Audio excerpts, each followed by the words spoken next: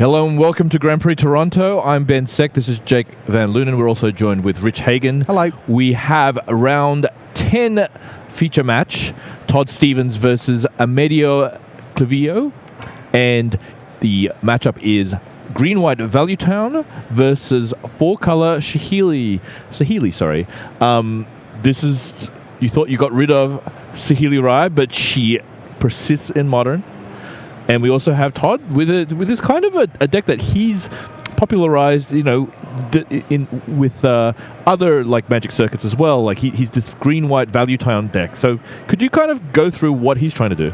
Sure. So Todd's deck doesn't really have the explosive finish that we're used to seeing out of some modern decks. Instead, it's just a deck that plays really powerful, very large threats that are undercosted, and has a seemingly endless stream of them, thanks to cards like Courser of Crewfix, Knight of the Reliquary, Rhyming Excavator, Tireless Tracker, Collected Company. It's very unlikely that Todd's deck is going to run out of things to do. When it comes to interacting with the opponent, the deck is relying pretty heavily on Path to Exile and a single copy of Dromoka's Command. And this is actually, I think, the third time I've seen Dromoka's Command in a 75 this weekend. In somebody's deck who had a very, very good record. So Dromoka's Command, that may be a modern come-up if you're interested in those types of things. Okay, on the other side, we have Amedeo with his four-color Sahili deck. Now, this was a deck that really dominated Standard for a while. Now, this is a different version of it, but it still does have the infinite combo of Sahili Rai and Felidar Guardian. What else is like around this deck for Amedeo? So this deck is, again, it is actually very similar to Todd's deck. The major difference is that Amedeo's deck has the big finish. He has a single copy of Felidar Guardian, which he's able to search up with a number of different cards, and then he can copy that and blink the Sahili Rai and create infinite cats, and then, kind of ruin Todd, just in a feline fiasco, if you will. Okay, so also, I mean, Amedeo has a few more combo pieces too. I mean, he has an Eldritch Evolution. That allows him to find the Felidar Guardian. It allows him to find other cards that are very powerful. If it's against a green-black deck, for example, he can search up Sigarda, Host of Herons, and just run away with the game. He has a lot of interactive creatures he can search up with the Eldritch Evolution or with something like Court of Calling. Okay, so let's get back to the match. Todd actually has a Aven Mind Sensor. He started off with a Birds of Paradise, which is how he casted a turn 3 turn 2 Mind Sensor, but that Birds of Paradise has been returned to his hand via a Reflector Mage on Amedeo's side, which means that he cannot redeploy it this turn. And it looks like he has a little bit of color problems with 2 Ghost Quarters alongside his Temple Garden. Not like a huge color problem, but a lot of colorless land. And one of the best reasons to play a deck like this green-white deck is because how good the mana is. So actually what Todd is going to try and do here is he's using the Ghost Quarter to try and basically keep Amedeo off some mana, because the Aven Mind Sensor basically restricts the searching of his deck. So he's essentially turning these Ghost Quarters into, hopefully, wastelands. And actually, it worked for the first one. In fact, what happened was Todd used the Ghost Quarter. Amedeo did not find a land there. Now he's actually going to use Path to Exile to do exactly the same thing on the Lotus Cobra, also working. I wonder if he's actually going to go for the trifecta and go for the third Ghost Quarter on the land. The full mana denial. I'm going to just... And I think that's a good idea. I would. I'm just going to run it out there. I'm going to guess, having never met Mr. Clivio, that his first name is Amedeo, as in Amadeus, as in Mozart. Okay. Amedeo. is my hunch. We will ask between games 1 and 2 down on the floor because we want to get it right. But I'm going to hazard a guess at that. So you call them whatever you like, and I'm going to go with Amedeo for now, and then we'll get it sorted between games 1 and 2. No, that makes a lot of sense to me. I'll be Salieri in this case. As in rock me Amedeo and that kind of thing. Yeah, Todd, very nice of him there. Amedeo went to draw his card for the turn because Todd was doing that at the beginning of his turn, and Todd was, you already drew, which he did, but it happened for a whole bunch of other things, and prevented his opponent from accidentally getting some type of disadvantage there. So this is kind of the hate bears part of Todd's deck. I mean, Wow. He's just gotten rid of all 3 lands Savage. on Amedeo's side, but at least 2 of them, he was actually lucky enough on the 3rd time to find it via the top 4 cards due to the censor. Yeah, I mean, and this is not a route to victory that Todd's deck does very often because Todd's deck only has 2 copies of him Mind Censor. He's not playing Leon and Arbiter.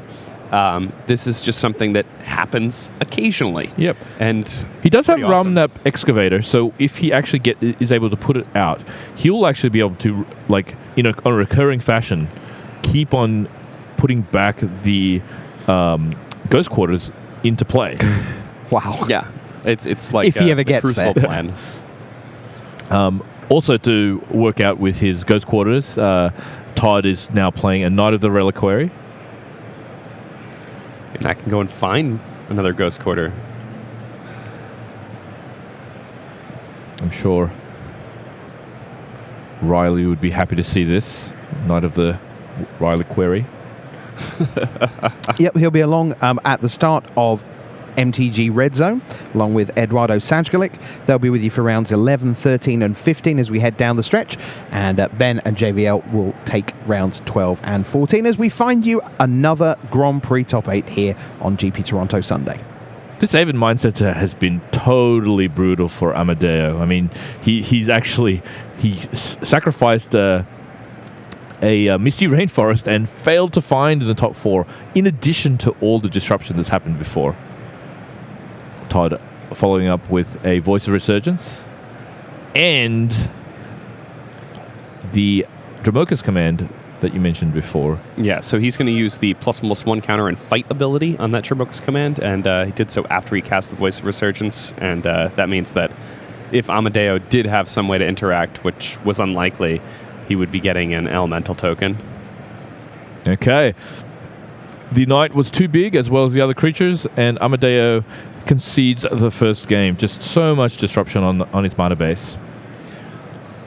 So how does this match kind of transform after sideboard? Amedeo really didn't get to play much Magic there.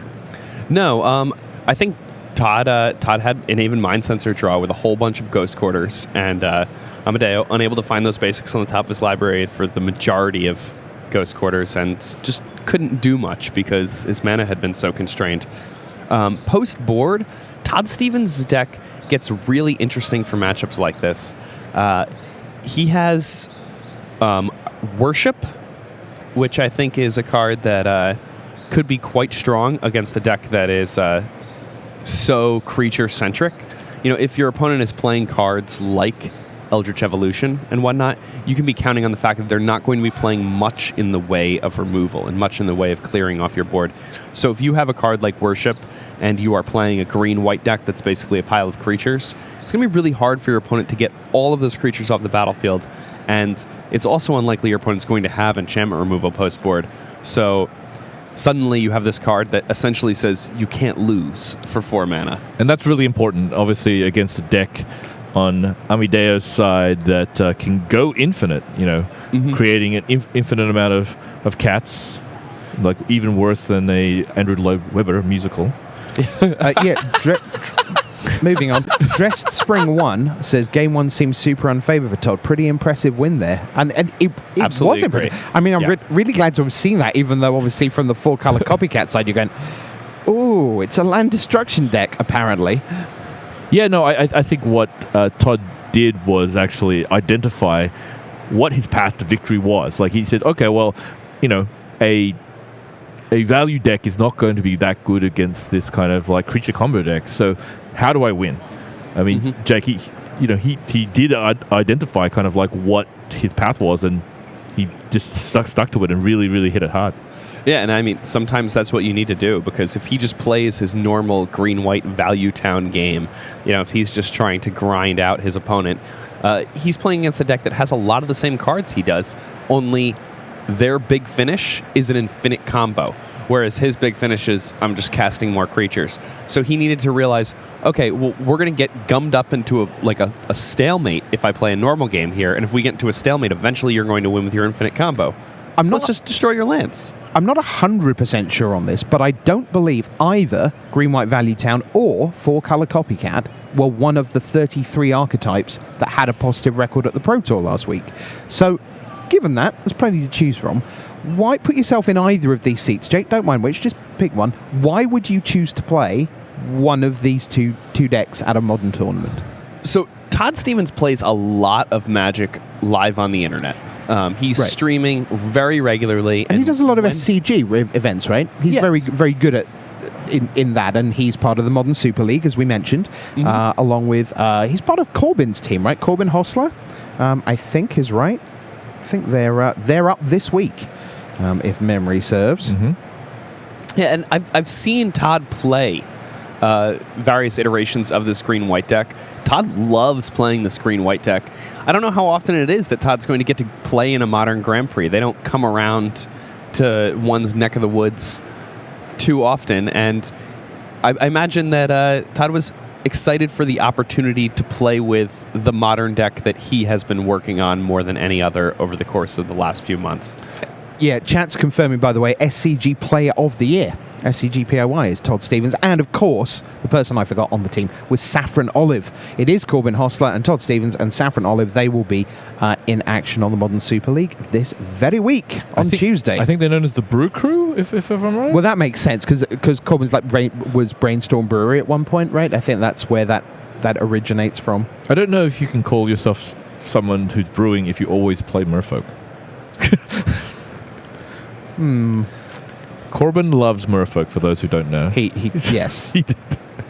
Yeah, I was offering him suggestions on how to improve his deck yesterday. I was telling him that he should take out the Merfolk and put other humans in. Yeah. Okay, it's time. It's time for the individual service portion of Good Morning Magic. Suji03 asks, Magic, what is Todd's tie color today? So I will now type in to our private chat here at the venue. BJ, what color is Todd's tie? Chat wants to know. A shiny jet black, maybe a charcoal. Okay, it's been asked. We'll be back. Meanwhile, here's game 2. Okay, so Todd mulliganed his opening hand. Amedeo, I think, kept his opening 7. Now he's using his... He has a Stomping Ground opening into a Noble Hierarch. I think one of the reasons that you may play one of these two decks in a Grand Prix is it's kind of keeps your opponent a little bit on the back foot. They're not exactly sure the way you're attacking the game. I mean, with a deck like Todd's, you expect a big combo finish, and so you may play in a certain way that expects something like the Vizier combo. Absolutely. I would play around that if I was playing against this. And the Copycat deck, it doesn't, use the graveyard in its combo. It kind of plays a lot of the sideboard cards that you would normally have in Modern are less effective against a combo deck that doesn't, use the graveyard. Yeah, and it's also important to note about the Copycat deck that the combo pieces are not dead cards when you don't have the combo. Amedeo has a lot of creatures that have come into play abilities, a lot of cards that have enter the battlefield abilities. Such as the Kitchen Finks that just came into play. So he's kind of a value deck that also, can combo finish. Absolutely. And, I mean, his fellow Dark Guardian could be Blinking Oath of Nissa, the play that we became intimately familiar with in Standard over the course of a few months. That sounds remarkably familiar. And Saheeli Rai copying creatures. I mean, his deck has Wiltleaf Leech. If you copy a Wiltleaf Leech with a Saheeli Rite, that is a disgusting amount of damage. They give each other each +2/+2. That random Kitchen Finks that's attacking alongside of them, if you copy your Wiltleaf Leech, +4/+4. Yeah, that's a 7-power Kitchen Finks. That's kind of terrifying. Okay, Todd is going to play a Knight of the Reliquary on his third turn. Kind of, lonely compared to Amedeo's board, which has 4 non-land permanents in play. Yeah, I think, we often talk about the importance of player draw in a format like Modern, and when somebody has a Noble Hierarch and the other person doesn't in one of these types of matchups, it's often referred to as, breaking serve, stealing the play from somebody. But when you're on the play and you have the Noble Hierarch and your opponent does not, yep, that's like jumping ahead. Okay, so Amedeo plays a Gavany Township and activates it, so putting a counter on all his creatures, making the Kitchen Finks 4/3, and then after the Exalted triggers 6/5. So just really taking huge chunks out of Todd's deck, Todd's life total. So what does Todd have to search up for with his Knight? I mean, Knight sometimes comes with a bit of a toolbox, sometimes with some combo pieces. So is there some good cards that Todd can search out with the Knight of the Reliquary? Not really, no. He has Ghost Quarters and Horizon Canopies as his action cards. He has a single copy of Gavany Township as well, but I doubt he'll be trying to do that this game because Amedeo has already activated a Gavany Township, so he would be having the weaker of the 2 Gavany Townships, the one that's being activated second, and he's behind on mana, so it's not really where you want to be then. Okay, but Todd's 2 Knights, they're both 6/6 currently, so they're pretty large threats, and they, as the name represents, can produce some value by searching up some land, maybe in the forms of Horizon Canopies, to try and value his way out of this problem. Absolutely, and I mean, when he searches up that Horizon Canopy, that's going to not only allow him to draw an extra card off that, but it's also putting another land in the graveyard, so it's making both those Knights even bigger than they already are. Another interesting note, though, is that he could always tap these Knight of the Reliquaries to sacrifice the land and put a White Source into play untapped to give him access to a surprise path to exile if Amedeo does try to combo out in some way or another. There's definitely a layer of trickiness that you might not expect from a green-white pile of creatures. Okay. There is a suggestion that we should stop the match. Chat seems to think that there was an extra land being played, but he played Gavany, activated attack, then played Horizon Canopy. It was 2 lands. Ghost Quarter, people. He got Ghost Quartered and then played his normal land.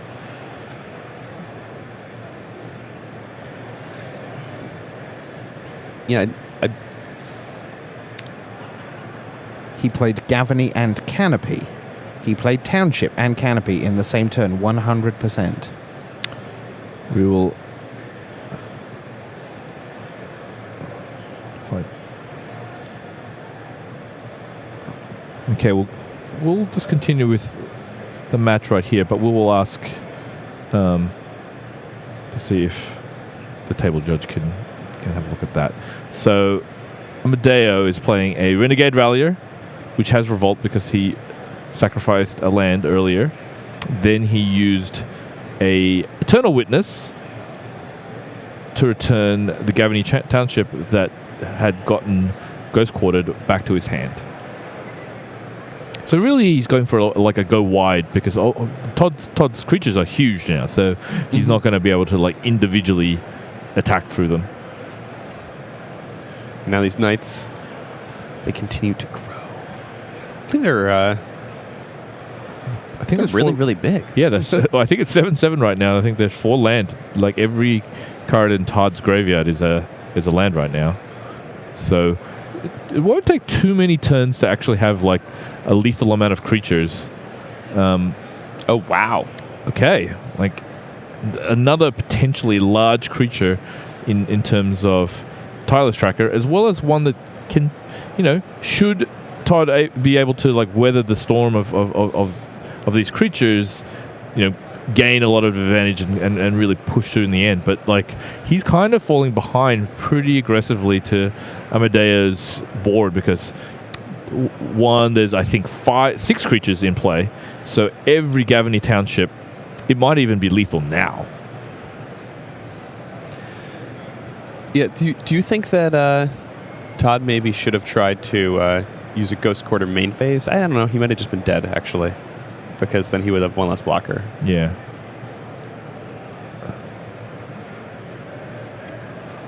Well, the township was in his hand. Oh, that's true too. So it was protected. I didn't realize that. But Amedeo has drawn a Saheeli. Now he's basically trying to figure out, does the Saheeli like give him an advantage that he might want? Because he may be able to copy something like the Eternal Witness or the Renegade Rallier. But then also, if he plays the Saheeli, he's not going to be able to use the township. Like, which way do you think he should go, Jake? I think that using the township is really important here. I mean, he has more creatures than his opponent on the battlefield already by a pretty significant margin. I mean, he has the Dryad Arbor there also, so he has 3 more creatures than Todd has in play. I think you want to be leveraging that township as much as possible. And I think he agrees. He decides to township before he attacks. Now, what happens if he just all-out attacks here? I think he may just want to be passing the turn here. He doesn't look like he has quite lethal yet. Yeah. Though, oh, no, he's decided I know he's going to play. Yes, I like this a lot. Playing a Saheeli. Now, what is he going to be doing? This is going to be doming him for 1, or is he going to... Yes, he actually decides to do 1 damage to Todd, as well as gets to scry. Kind of like threatening on many, many levels here. Yeah, now Saheeli Rai was able to be cast without red mana there, thanks to Oath of Nissa. Oh. Yeah, kind of a cool little thing. I initially was like, oh, he left himself without red mana to cast the Saheeli. I was thinking in my head, and I was like, oh, wait. Oath of There's Nissa. a legendary enchantment that has some text on it on the battlefield. It's always really easy to miss the Oath of Nissa because like it's an ability that's a little bit innocuous. It's kind of like extra text, not the main reason why you generally play Oath of Nissa in your deck. But it does have a second line of text. You may spend mana as if it was mana of any color to play at Planeswalkers. As though. Yeah. I mean, I wasn't reading the card. Oath of Nissa allows you to channel on turn 2 to cast your Nicole Bolas. Oh, I've seen that before.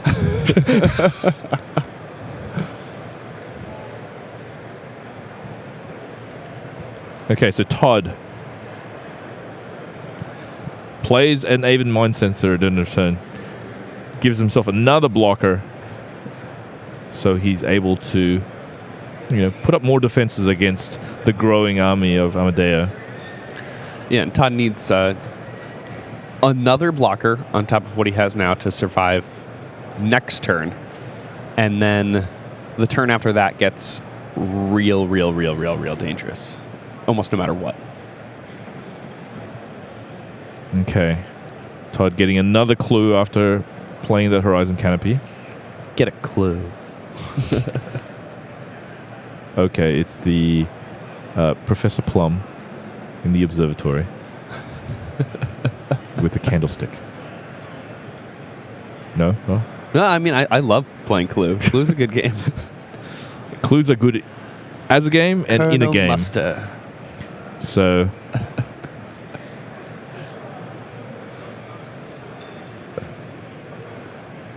Todd trying his trick from game 1 where he's ghost quartering the Gavany Township. Yeah, it's not quite as good as it might have been in the other game because Amedeo here has Saheeli and will likely be able to use it to copy Eternal Witness, which will allow him to return that Gavany Township back to his hand and then activate it on the following turn. If Todd maybe gets a Rumnap excavator, he may be able to like just permanently suppress that township. Yeah, I mean, it's hard, though, because Amedeo can just hold it in his hand and then play it and activated it and then have it die and then get it back again and then play it and activate it. So... Ooh, a surgical extraction here. Yeah, so Todd attacked with his very, very large Knight of the Reliquary.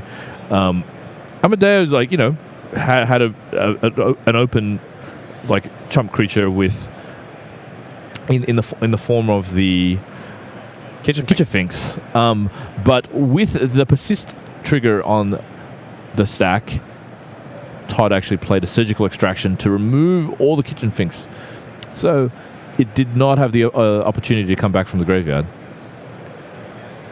And that's especially strong here because the Gavany Township that Amedeo has there kind of gives Amedeo infinite blocks alongside a Kitchen Finks, because every time the Kitchen Finks comes back to the battlefield with a -1/-1 counter on it, Amedeo can use Gavany Township to put a +1/+1 counter on all of his creatures. And the rules state that if a creature has a -1/-1 counter and a +1/+1 counter, they both just cancel each other out and it has nothing. And then the Kitchen Finks obviously just becomes an infinite blocker. It is interesting to me that he decided to go for that part of the combo rather than maybe extracting the Gavany Township, because right now, as we said before, he's going to be able to recur that again with, you know, by creating a new copy of Eternal Witness. What's interesting now, though, is that even with this train of Eternal Witnesses and Renegade Ralliers and the Dryad Arbor, Todd Stevens, his deck has lived up to its name. He has enough creatures now to survive even a big attack, even with a hasty copy created by a Saheeli Rai. And on Amadeo's end step here, Todd's going to be drawing more cards. Next turn, he's going to untap with a ton of clues on the battlefield. He's got access to a lot of mana. I kind of think Todd is starting to turn the corner. It's not quite turned yet, but it's close. Okay, hi. As you may have noticed, I've been away for a couple of minutes. So I just want to address chat specifically. I know a lot of you are broadly, and when I say going nuts, I mean that in the nicest way, about the possible double land issue on turn 4 for Amedeo. I want you to know that we are following chat and we understand what either you believe has happened or don't think has happened, and I understand there may be a clip which I have not yet seen. All I want to say at this point is that we have passed on that information to the judges. It is being discussed, looked at, dealt with as best they can. I appreciate that had we stopped the game earlier, if there was indeed that mistake, which at the moment I'm unaware of either way. Just say I haven't seen this Reddit clip that someone's made or whatever. So we do understand that you think something pretty bad's happened, and off air, I can tell you that judges are looking into it, and thank you for caring, thank you for paying attention, and you know, we always have a lot going on here. If you haven't done this job before, I can assure you that there are a lot of things other than just looking at a screen going on here, which means that we sometimes miss things, and there are a lot of you and a few of us. So thanks for paying attention, thanks for caring, thanks for wanting the game to be played in the right way, and things are moving on, even though I can't give you the blow-by-blow of exactly what's happening. But right now, there is a head judge talking to a judge in the feature match area, and so on and so on. So things are progressing. So what I'd ask you to do is move away from the drama, and let's just assume that we're watching a clean, honest, open game of Magic where a mistake may well have been made, because we can't know intent at this particular point, or indeed, as I say, from my point of view, yet quite what's happened. Looks like Table A is being paused, and as you can see, Amedeo Clivio is away from the table. The head judge is stepping in. So it looks like we're actually going to try and do something directly about it. Now, having done that, how about this for a pivot, boys and girls? I've been saving this. It's time to answer the tie question. And here it comes.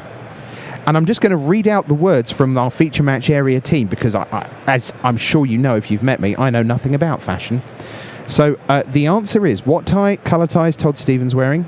quote, purple, with some white lattice trim, very contemporary, much style.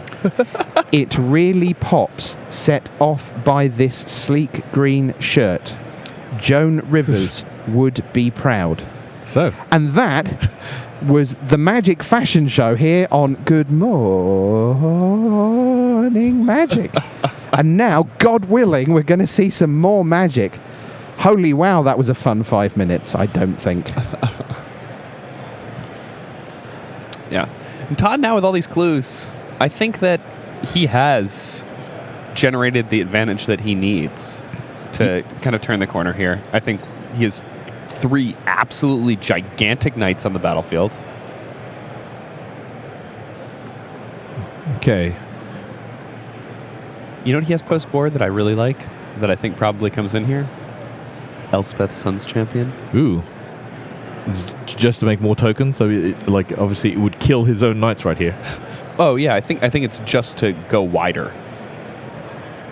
Oh my God, Ragamuffin212 asks, is that fashion segment that we've just done called High Tide? That's pretty good. Come on. If that was mine, you'd have said that's really funny, Rich. Oh. And just because it's someone in chat, you're like not going to give them their due? I don't think I've ever in my life thought that's funny, Rich. Oh my God. Oh my God. Really? I'm hurt. I tell you. Cruel. It's true. Like I'm here to deliver the hard news. The heartbeats. Yes, absolutely. Like, So, one card that I did see that Todd drew, by the way, is Raminap Excavator. Uh-huh. And there are a lot of lands in Todd's graveyard. I believe that that's called Value. it's It's the name of a town that I've heard of. and the mayor of that value town is Todd. Now, this deck is just really, really interesting in how it, how it attacks the other format. The format in the it grinds its opponent into dust with all these very, very small kind of value interactions that eventually become a tide. I mean, think about how this game worked. He was just getting a bit by bit by bit and got an advantage after that. Okay, how about this? How about, in case you're wondering, this is not the same match we were just watching. The board state does look a little bit different. It turns out they're trying to work their way back through the first few turns of that game to figure things out. So my hunch is that game will resume somewhere around about 30:30 Thursday. Okay. So why don't we cut across? Here we are, BBD against MVV. So is BBD playing Vintage? He has a lot of 0 mana artifacts in play. I believe it's turn 1.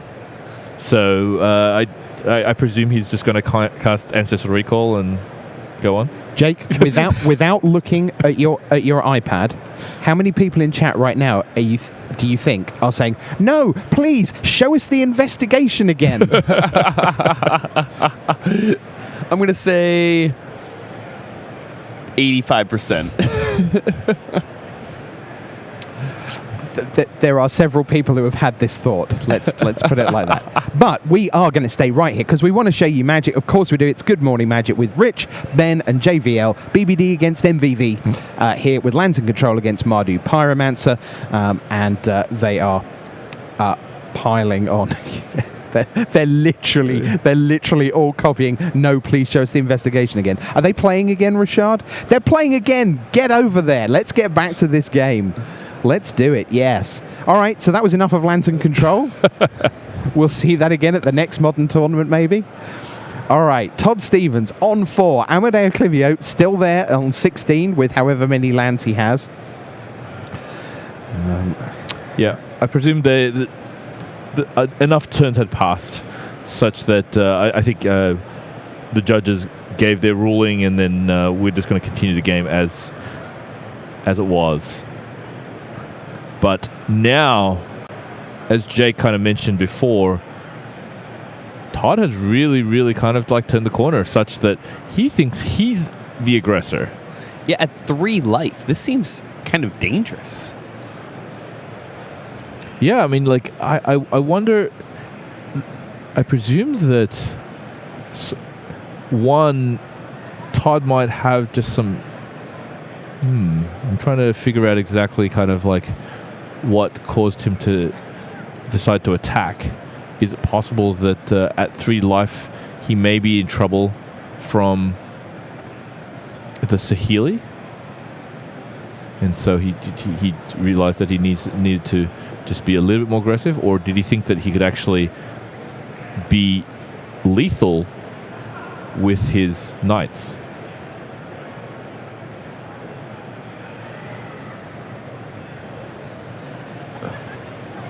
Oh wow! So Amedeo plays is it Staticaster? Oh wow! To kill the Aven Mind Sensor, which actually may mean that the attacking creatures, which I believe are like, I think there might be something like 12/12s. I have to check out the actual lands in play. Can't you just go for lots? There are lots. But I think he made the attack thinking that it would be lethal, including the two damage in the air. But the 2 damage in the air did not happen because of the Is It Staticaster, bringing Amedeo down to 2. And now it's possible that with the Sahili and everything else, he's not going to have enough blockers to protect himself for a lethal attack.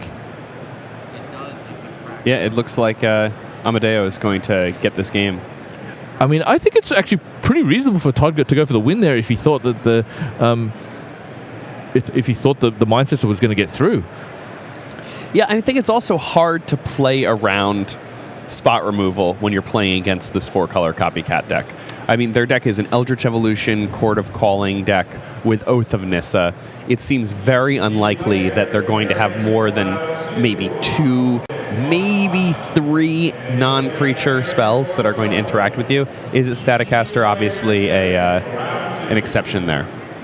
Okay, so look, we're at 1-1, and whether or not Amedeo Clivio played an extra land, which it seems likely that he did, and I still haven't seen the clip, but I understand there is a clip, and I appreciate everyone in chat who takes an active part in the broadcast, and I know you want Magic to be fun and free and fair, as it were. We are going to see a Game 3. I'm sure many of you will root for Todd Stevens because of what happened in Game 2, and that is absolutely, you're right. We are going to stay with this match. We're not going to go away from the drama.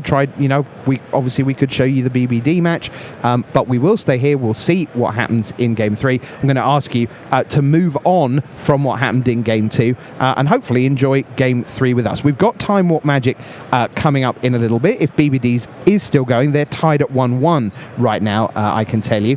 We will go to our Time Walk match later on, which is going to feature Dustyn Nogueira against Jason Drossis, and that one is going to have a strange goings on because that's going to feature Amulet Titan, which was sort of the Justin Cohen deck, right, from the PT originally. I mean, it's not the same anymore because they got rid of bits of it. Is that right? Summer Bloom is gone. Right. Summer Bloom was pretty explosive for a deck like that. Imagine paying 2 mana and getting anywhere from 6 to 12 mana from that too. But it's still hanging around. Did not have a positive record at the Pro Tour, if anyone played it. I'm not sure if anyone did, but I think a decent number did, actually. Oh, really? I think double-digit people played Amulet Bloom at the Pro Tour. Okay, so just didn't do like that well. So it will be interesting to see what changes might have happened to make the deck viable. So earlier on, Jake, we asked about why you would play Green-White Value Town. Part of your answer there was that Todd's very familiar with the deck and so on. I'm wondering whether part of the answer to why would you play 4-color Copycat is potentially, and I don't know Amedeo, that potentially he's played it a lot in Standard and has sort of moved it up a grade when that was no longer possible. But we're underway with Hierarchs on both sides. So with the call for game number 3, here's Bensek and Jacob van Lunen. Okay, so having both Hierarchs on each side, it will really be interesting what the turn 3 play is, because Todd has actually played a Ramanap Excavator, and now that really is going to start generating value almost immediately because there is a Windsweep Sweep in his graveyard. Yeah, and because it's a fetch land that's in Todd's graveyard, Todd can basically guarantee that he's going to be hitting his land drops from here on out forever, for the rest of the game. And that's a pretty nice advantage to have. And that's not even saying if there's something like a Ghost Quarter happening, which means that he would be able to, essentially wasteland his opponent until the end of time. Yeah, I mean, he's going to need something like an Even Mind Sensor to go along with the Ghost Quarter to really make it that way. But yeah, it could be an incredibly powerful interaction if it works out that way. It could be. Like, how many basic lands does Amedeo have in his deck? I mean, he's 4. So it's possible that he may get to well, not anymore actually, with the Ramenet Excavator being in the exile zone via Path to Exile, but he could have run out the amount of basic lands in Amedeo's deck. That's absolutely true. He could have done that over time. An early path is not necessarily a bad thing for Todd. He's only had 2 turns of the game. Amedeo's only had 2 turns, and Amedeo just ramped him a full mana. Yes, the Excavator was a powerful card in that situation, but... Yep. And that full turn basically gave him the ability to cast another value card, Collected Company. And he collected the company of a Knight of the Reliquary and Noble Hierarch. And that is, 4 power worth of cards and 2 cards for just 4 mana. A great amount of value there for Todd. It's true. The mayor of this town living up to his name. Okay, Amedeo is playing a Saheeli Rai and it just uses the +1 Scry ability, doing 1 damage to Todd. So maybe he's setting up the combo. I mean, we haven't really seen much of the combo from Amedeo's side. Is it not the main part of what he's trying to do, or is it just kind of like an extra thing that might be useful? It's more of something that can happen. His deck obviously can go and find the Felidar Guardian via Court of Calling and/or Eldritch Evolution, but it only plays 1 copy of Felidar Guardian. Saheeli Rai is a pretty good card in the deck, even when you don't have the Felidar Guardian, and his main plan is kind of like Todd's main plan. It's just a green-white value deck in many ways. Speaking of more green-white value, we have a Courser of Crufix on Todd's side, like really, really kind of taking the land element of Todd's deck kind of to the next level. That card felt like it was literally the definition of one particular Pro Tour. It was just, that was the card. It's just every round, every day just seemed to go, oh, let's play with the top card of our library. Oh, here we go. Yeah. It was really good for coverage because you had perfect information all the time. It's terrible for coverage. We had no drama. What are you talking about? Okay, so Todd playing another value creature in the form of Eternal Witness, and I believe he returned a land? I'm not sure. I love that we keep talking about value. Earlier this week, I bought a gigantic box of frozen waffles. And how much was it? I remember the price worked out that it was in between 17 and 18 cents per waffle. The PPW was just out of this world. Anyway, getting back to other sorts of value, it seems that Todd returned a Collected Company, of course, which is going to give him even more access to the creatures of his toolbox. Amedeo looking at... So he deploys another Noble Hierarch. He does have a 3/3 elemental that came from him chumping with his Voice of Resurgence after the Courser base. I think the Courser. It was a Noble Hierarch. With Exalted Triggers. That's right. And what's interesting though is that Amedeo is really kind of hoping that he's able to assemble this combo here, but he doesn't realize that Todd is actually holding a Path to Exile in his hand. And it's really tempting to Path to Exile a Voice of Resurgence to get a crack in on a Saheeli Rai. And Todd recognized that he could hold on to that path and give himself a big advantage and cut out a lot of the powerful outs that are in Amedeo's deck. So Todd attacking with his Courser of Crufix, getting 2 +1/+1 triggers thanks to the 2 Noble Hierarchs, and because he was attacking the Sahili, Amedeo wants to protect it, and so he decided to chomp with his Noble Harak. Just a word about the time that you're seeing on screen. That represents the time since we began at 50 minutes, which is obviously how long the round is meant to last. I sincerely doubt whether 5.5 minutes is how long these two have left because of the investigation that happened earlier. So we'll check out just how far they've still got to go. So Amedeo in his hand has an Eldritch Evolution and a Court of Calling. So Jake, is he kind of trying to set up for his combo? I mean, he could have gone for it on that last turn if he had wanted to. He could have minus the Sahili, making a third creature, then played a fourth land, and then he would have had 7 permanents in play that can be used with the Cord. He would have had 3 creatures and 4 lands, and then he could have gotten Felidar Guardian, blinked the Sahili, and gone for it. So he had the option to go for it last turn. He eschewed that option, perhaps playing around the Path Exile that's in Todd's hand. Okay. Time is updated on your screen. That now represents the actual state of play. So 10.5 minutes left, 5 minutes of the main round, and then they got a 6-minute extension. Okay, so Todd basically cast Collected Company in the previous turn, getting the full 6 mana worth of creatures in the form of Remnant Excavator and Knight of Reliquary. And in response, Amedeo basically decided to use his Cord not for a combo piece, but for another value piece in the form of a Voice of Resurgence. But now Todd has the opportunity to really, really put the screws in. Now that he has the Avid Mind Sensor, he can actually go to his Strip Mine plan that we were talking about a bit earlier. Because he's actually getting a bit short on mana, but he was still able to find a forest amongst the top 4 cards of his deck.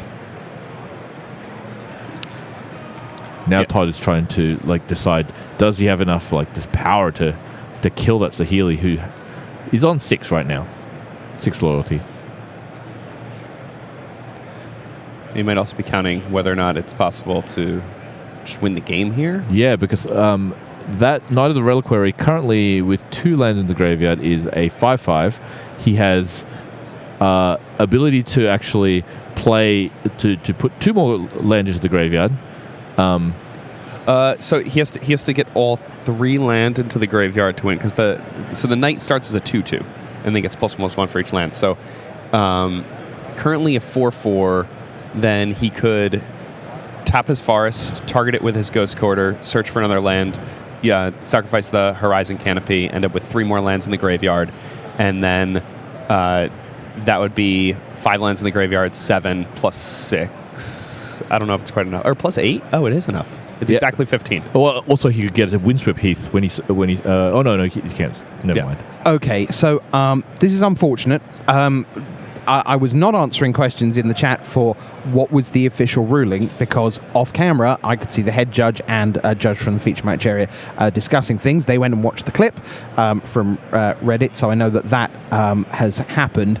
And my understanding, and obviously I have somewhat limited information here, but yes, definitely played 2 lands. It was relevant, and the judges were discussing how they were going to proceed. As you can see on screen right now, Amedeo Clivio is not in his seat, so the head judge is talking with him right now. And so we can't go to the BBD match because he has won 2 games to 1. So that one is done. We do have a Time Warp match that will be coming your way after a break. But right now, we'll stay put because we obviously want to find out how this resolves and give you a sense of whether we're going to see this match decided on the battlefield or away from the table. And I think that if Amedeo is allowed to finish this game, it's going to end as soon as he sits back down, because all of his mana is tapped, all of his permanents are tapped, and if Todd Ghost Quarters his own land and sacrifices the Horizon Canopy, he has exactly 15 points of damage on the battlefield. Yes. Right. And Todd's good at adding. He'll figure it out. Okay. I believe Todd is a math was a math teacher. So really? Yes. Yeah, I believe so. Also, yeah. Okay. So basically, they're going to sentence him to death, sit him back down in the chair, and then Todd Stevens will apply lethal. Correct. And yes. that's how it's going to work. It's going to be judge, jury, executioner, all done in the space of about 10 seconds. Okay. All right. Well, we'll see how that pans out. As I say, sorry that there is empty chair, and not the empty chair that you've come to know and love, chat. It's a different empty chair, not one we want. So this looks like Amedeo sitting back down. All right. So on we go. I will find out, as I say, exactly what discussions took place there. But hopefully we are going to see it finished on the battlefield. And here is Todd doing his thing. Yeah, so Todd decides to sacrifice his lands, and he attacks for 15 damage, and the game ends. Well, I think we can all agree, between the three of us and the 10,000, 12,000, 13,000 in chat, that may not really have been one for the ages, that round. I think it got a little bit messy, didn't it, really? So Todd Stevens wins. Amedeo played extra land in game 2, and we'll find out what's going on with that. Meanwhile, we're going to take a short break. When we come back, some drama-free Magic, except hopefully in the best possible way. It'll be time for Time Walk. See you in a minute.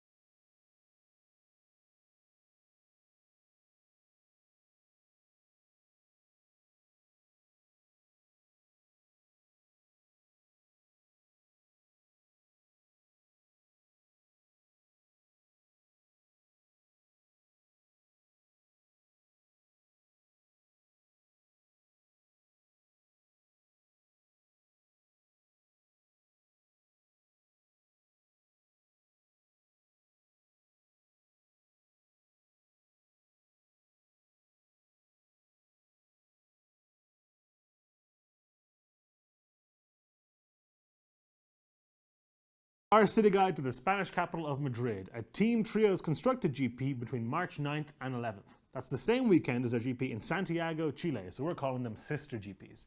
We've put together a couple of awesome things you can do in town while you're there for the event. First up is the Templo de Debod, an ancient Egyptian temple right in the middle of the Plaza de España. It was gifted to Spain by Egypt in 1968 in return for Spain saving some ancient Egyptian sites from flooding. But before that, it was in the Nile Basin since the 4th century BC. It depicts 2 ancient Egyptian gods, and it gives you awesome views of the rest of the city. Then there's Buen Retiro Park and Palacio de Cristal, a crystal palace located on the edge of a lake in the park. It is also home to the Fountain of the Fallen Angel, one of the only public depictions of Lucifer. Taken from a passage from Milton's Paradise Lost, it shows the angel being cast out of heaven. If you like statues of falling angels, there's one nearby at the San Miguel Market where an angel has crash-landed headfirst into a building. Then there's Sobrino de Botan, the Guinness World Record holder for the world's oldest still operating restaurant. Originally, patrons would bring their own food to be cooked there, but I'm pretty sure they provide the food nowadays. They're famous for their Spanish cuisine and traditional cooking style, and especially for their suckling pig. If you're looking for good eats in Spain, you can't go wrong with traditional Spanish tapas, and Madrid is also famous for its street food. The venue is the Feria de Madrid, and it's super easy to get to. You just take the metro, line 8 from the airport to the Feria de Madrid stop, and it should only take you about 10 minutes. We here at CFB Events are super excited to watch some awesome Team Trios constructed matchups, and we're excited to see you there on March 9th.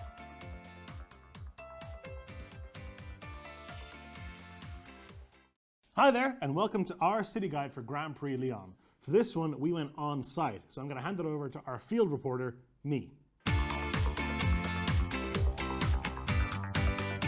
We are here at Parc La Tête d'Or in Lyon. This is a 300-acre park that's almost 200 years old. It's got botanical gardens, it's got a zoo, and the name suggests that legend has it there is a golden bust of Jesus Christ buried somewhere in the park.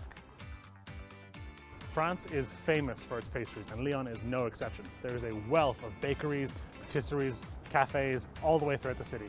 Be it a croissant or an eclair, you have to try the pastries in France.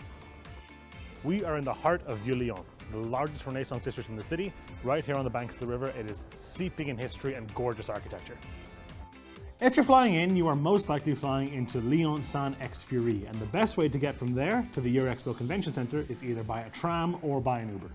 We are looking forward to GP Lyon, and we are looking forward to seeing you there this February.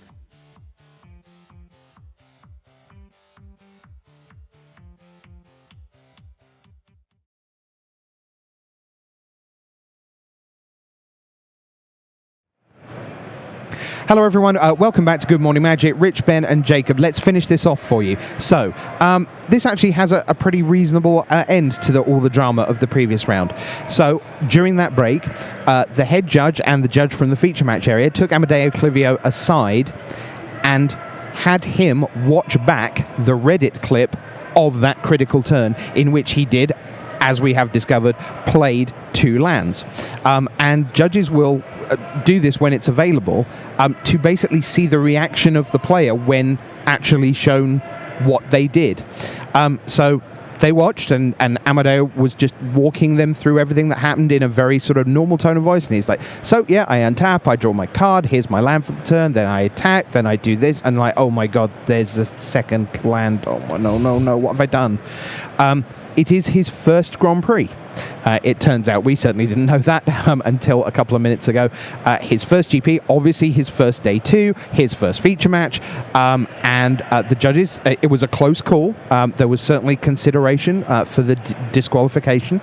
I have been told by the judges that was part of the discussion, but his response, his reaction, his naturalness to seeing the error weighed in his favour, and they have decided, with a very stern talking to, obviously, about don't do that, it's kind of bad, to move on. So he remains in the tournament. Obviously, he's lost. He's now X and 3. We will not be seeing him in the top 8, therefore.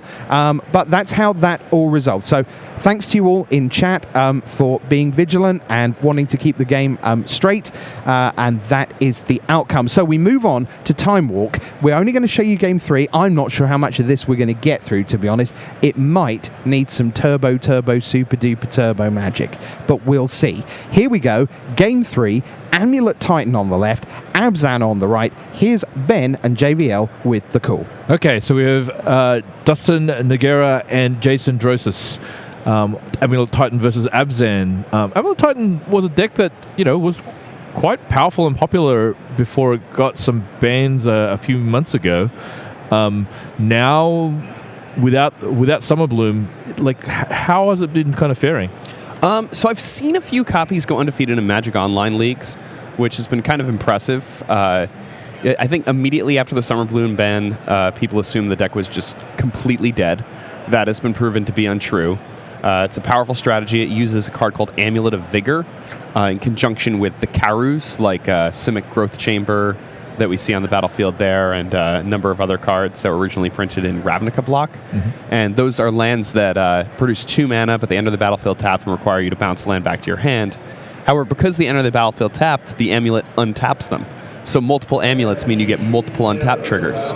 So you can use cards that allow you to play more than 1 land, return it to your hand after tapping it for 2, 4, 6 mana, and then replay it again and tap it for another 2, 4, 6 mana. And you end up gaining this really huge mana advantage, which you can then dump into a Primeval Titan, which just sends you down this spiraling, chaotic land of, just playing a ton of lands and untapping them, adding mana, and using land abilities. So Jason Drossis on the right-hand side, playing, a much more standard deck in the form of Abzan, and with a pretty, solid opening of Dark Confidant into Liliana of the Veil. So, and then he ticked up Liliana, forcing the discard of a Souza, Lost but Seeking, and a land on Jason's side. It's a very nice clue token we have there. That is a cool clue token. Found the unstable clues. Jason flips over a Fatal Push, which is actually perfectly sized to kill that Tireless Tracker that appeared on Dustyn's side, as long as he has the help of a fetch land, which he does in the form of Marsh Flats. Okay, pairings are going up, guys. So what we're going to do, we're going to play this at double time, and see if we can follow along. Okay. It may be a challenge. Inquisition. There's a hive mind. Is that a hive mind? Yep, it's a hive mind and a primeval titan. Hive mind is an enchantment, and it says that whenever somebody casts a spell, the opponent also gets to cast a copy of that spell. You use it with pacts. You cast a pact, your opponent also casts a pact. They can't pay for it, they lose the game. Okay. So Jason following up his Inquisition and Fatal Push with a Grim Flare. Okay, now that's an explore. That means he can play 2 lands. He is allowed to play 2 lands. Okay? Let's just be real clear on this. All right? For the love of God. Explore. Look at it. In the graveyard. There it is. See it? That's what it says on the card. That was I overreacting? That's an A-. I'm into that. That was a really good one. That might even be a solid A. I'll give you that one, Rich. Thank you. Okay. I don't want to go through that again. Okay, so like Jason, keeping on the pressure with those 2 creatures, also getting Liliana up to ultimate numbers. So should Jason choose to on the next turn, he could ultimate Liliana, getting rid of her, but also allow him to split Dustyn's permanents into 2 piles, and Dustyn will have to choose which side of the battlefield that he wants to keep. And now, some interesting plays that Dustyn can make here. Dustyn can use the Primeval Titan under the battlefield ability to find one of these Karus and another land that has an ability. For example, he could use the Tolaria West, get that he has in play there, and return that to his hand. And that would allow him to, search his library for a card that costs 0, and then he combine that with the Hive Mind. Yep. So anyway, the Primeval Titan is dealt with a Path to Exile from Jason. Also, a Thoughtseize gets rid of the Hive Mind, which really kind of takes out one of the last ways that Dustyn has of getting back into this game, because he could have drawn a pact off the top. He now has nothing in hand, only land, and I think that this might be over, though he does actually... he is able to Ancient Stirrings into a Tolaria West, which allows him to transmute for a 0-cost card, which... could be a Summoner's Pact, which could be a Primeval Titan. Right. He could also... I think he has a... I think I saw a Walking Ballista. And he also has a Engineered Explosives, which actually can deal with 2 of the threats on the table. I mean, both threats. He still has problems with that Liliana. And there he goes. He goes for that Engineered Explosives. Perfectly sized to kill those 2 threats. Now, I think that Jason's trying to decide, does he want to actually ultimate, and he does. It only costs 6 loyalty, so Liliana remains in the battlefield. My guess is he's going to put a bounce land on each side and then basically cut Dustyn's mana availability into half. Okay, chooses the side with the blue-green bounce land. Oh, wow. Follows up with a Fulminator Mage, which is going to really probably hit the bounce land, putting Dustyn down to 3 land. Dustyn picks up a Ancient Stirrings, which is able to get a Ballista and able to finish off the Liliana of the Veil. But off the top comes a Scavenging Ooze, which was lethal, and so Dustyn was kind of dead to that. Okay, so Jason wins 2-1 Abzan over Amulet Bloom. All right, so there we go. We are closing in on the very, very end of Good Morning Magic. It has been quite the adventure. We'll bring it on back to the booth for you as the Time Walker plays itself out. Pairings are up, feature matches are heading for the feature match area, which means it's time to say goodbye from Good Morning Magic and hello to Riley Knight and Eduardo Sajgalik, who are going to open up in just a few minutes on the MTG Red Zone. So, guys, we've had quite the morning all round. Jake, what's your takeaway from our fun morning of Magic? Time Warp is incredible. I think it is egregious that the pairing system would put it to play against humans. And that was my big takeaway from the 2 rounds we just covered. And I guarantee about 35 seconds from now, these jokers are going to be on Magic Online seeing what taking turns really does. So, thanks for being with us for Good Morning Magic. Rich, Ben, and Jake saying bye, and coming right up, it's MTG Red Zone.